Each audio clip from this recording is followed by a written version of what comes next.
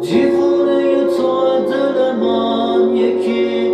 رفتی آخه بگو سر حرف کی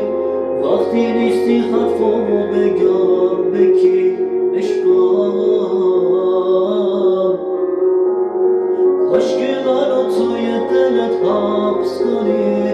با همه به خاطر من بحث کنی چی میشه که اینطوری ها بس کنی عشقم یه خستم بگی تهران بشنوه